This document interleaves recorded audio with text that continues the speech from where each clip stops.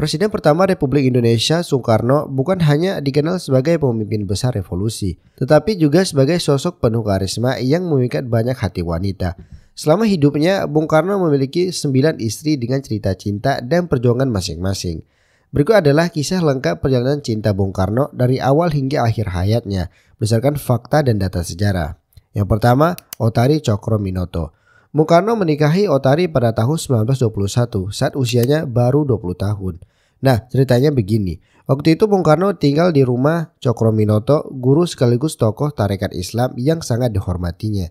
Karena Ottari adalah putri Tjokroaminoto, pernikahan ini lebih seperti tanda bakti Soekarno pada gurunya.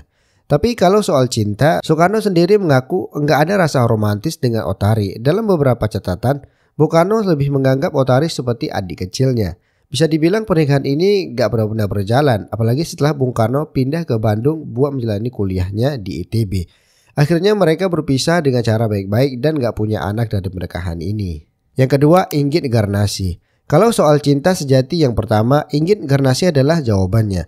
Soekarno pertama kali bertemu Inggit di Bandung pada tahun 1923. Saat itu Soekarno lagi kuliah dan ngekos di rumah Inggit yang sudah bersuami. Inggit perempuan berusia 33 tahun yang cantik dan anggun. Langsung bikin Soekarno jadi jatuh cinta. Cinta mereka nggak main-main sampai-sampai Inggit memutuskan bercerai dari suaminya demi Soekarno. Mereka kemudian menikah dan Inggit menjadi pendamping setia dalam setiap langkah perjuangan Soekarno. Dari masa-masa sulit, dari Soekarno ditahan di penjara hingga pengasihannya di ND dan Bengkulu, Inggit selalu ada. Namun pernikahan mereka yang berlangsung selama 20 tahun akhirnya kandas. Soekarno menginginkan keturunan sedangkan Inggit menolak untuk dipoligami. Dengan berat hati mereka bercerai pada tahun 1943. Meski begitu banyak yang bilang kalau cinta Soekarno dan Inggit adalah cinta yang penuh perjuangan dan pengorbanan. Yang ketiga, Fatmawati. Fatmawati adalah perempuan yang benar-benar meninggalkan jejak besar dalam hidup Soekarno, juga dalam sejarah Indonesia. Mereka bertemu saat Soekarno diasingkan ke Bengkulu oleh pemerintah kolonial Belanda. Fatmawati yang masih muda dan energik langsung memikat hati Bung Karno. Pernikahan mereka berlangsung pada tahun 1923 setelah Soekarno bercerai dari Inggit. Dari hubungan ini lahir 5 anak, salah satunya adalah Megawati Soekarno Putri yang kemudian menjadi presiden wanita pertama Indonesia. Fatmawati juga punya peran penting dalam sejarah. Salah satunya adalah menjahit bendera pusaka merah putih yang dikibarkan saat proklamasi kemerdekaan.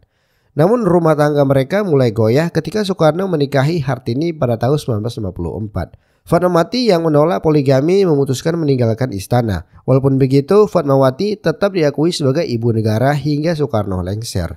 Hubungan mereka menjadi simbol betapa rumitnya peran seorang istri pemimpin besar di tengah dinamika politik dan budaya. Kemudian yang keempat, Hartini. Hartini adalah perempuan yang menjadi istri keempat Bung Karno. Kisah mereka dimulai di tahun 1992 saat Bung Karno sedang melakukan kunjungan kerja ke Salatiga, yaitu Jawa Tengah. Waktu itu Hartini adalah seorang janda muda dengan 5 anak. Soekarno langsung terpikat dengan keanggunan dan kelembutannya. Hubungan mereka sempat bikin kontroversi karena saat itu Soekarno masih terikat pernikahan dengan Fatmawati. Tapi pada tahun 1954 mereka menikah secara agama. Hartini enggak pernah tinggal di istana seperti Fatmawati. Dia lebih memilih hidup sederhana di rumah pribadinya di Bogor.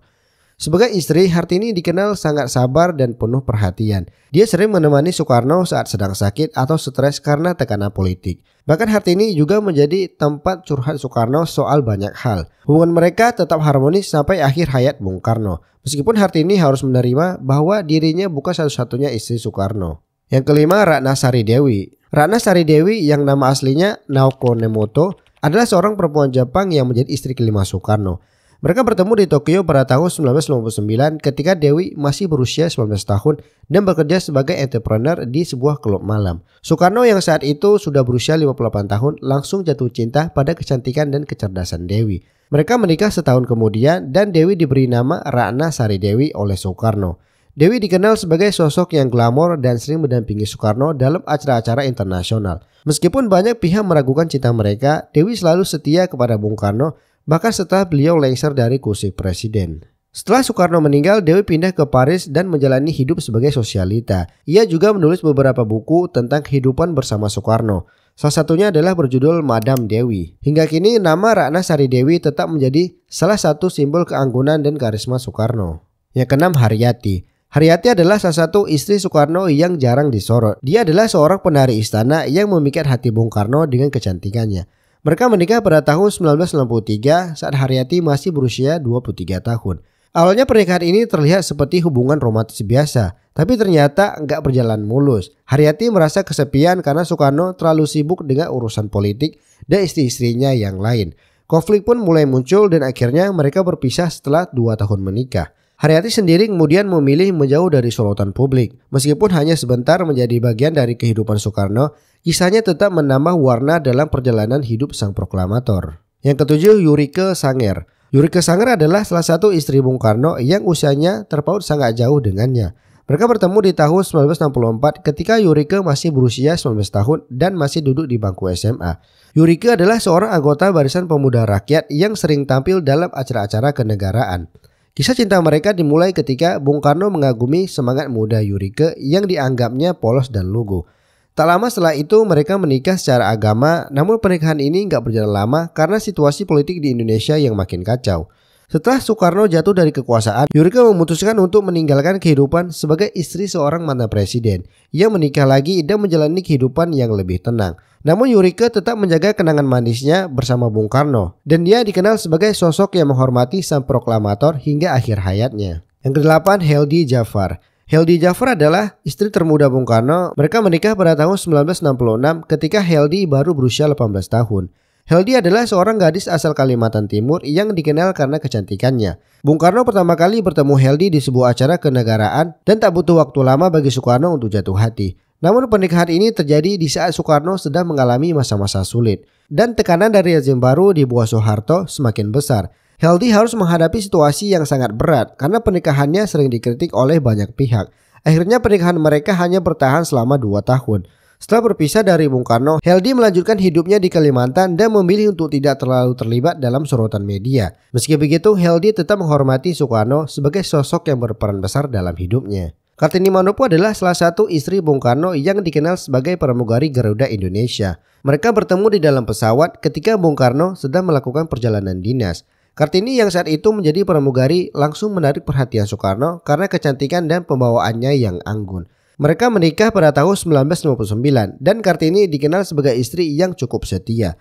Namun seperti istri-istri Bung Karno yang lainnya, Kartini juga harus menghadapi kenyataan bahwa Bung Karno memiliki banyak istri dan prioritasnya lebih banyak untuk negara. Setelah pernikahan mereka berakhir, Kartini memilih untuk hidup tenang dan jauh dari gemerlap dunia politik. Setelah lengser pada tahun 1967, Bung Karno menjalani masa-masa sulit. Ia sakit-sakitan dan harus hidup dalam pengawasan ketat oleh pemerintah Orde Baru. Bung Karno wafat pada 21 Juni 1970 di Wisma Yaso, Jakarta. Meski memiliki 9 istri, Bung Karno dikenang sebagai sosok yang memuliakan perempuan. Kisah cintanya tidak hanya mencerminkan sisi personal seorang pemimpin besar, tetapi juga dinamika sosial dan politik Indonesia pada masanya.